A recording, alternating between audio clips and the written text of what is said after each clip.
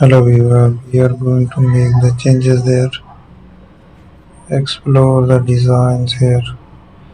So I will show you how we have made a frame for the picture. First of all we will remove it, then go to the custom shapes here, find the custom shape, but we will use the pen tool to make a random frame for the picture. So we will embed an picture over it, make a fixed over it, generate the clipping mask on it. It's a paint there. We will use it, add a paint again. So that's it.